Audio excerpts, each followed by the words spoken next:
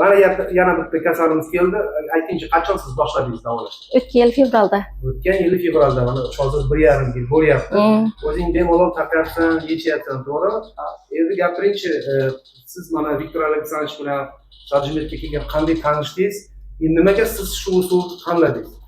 Operatsiya taklif berganmi boshqa? Yo'q. Iloji yo'q, kattasi operatsiya devadilar. Toshkentga hammaga olib borib ko'rdik buni. Yosh vaqtimda. Sizga shuni ko'rsatmagan, to'g'ri? Yo'q, biz televizorda reklamasini ko'rib keldik o'tgan yil. Shunda kelib qo'yib berdi, shundan keyin 20 daqiqada oshirib 18 soatga chiqarib taqib o'tdi o'zi. Demak, siz hali ham hozir nazoratdasiz, davom etyapsiz. O'zgarish ancha yaxshi bo'ldi. Ha, o'zim yaxshi. Qani bitta yechib ko'rsatchi, qanday bo'ladi. Bola уже bemalol yechyapti. Og'riqlar bormi? Yo'q. Bo'yi уже mendan ham baland. Ha, keyin ishim deyveradi. Davom etish kerak. Hammasi yaxshi bo'ladi. Eng asosiy bu operatsiyasiz, kesimlarsiz, temir qo'yilmasdan bola sekin-sekin tuzalyapti. Albatta sport bilan shug'ullanish kerak, chunki bizga muskula kerak. Boryapsan, qanaqa sportga boryapsan? Futbolda. Молодец. Yana отжимание qilyapsan? Отжимание.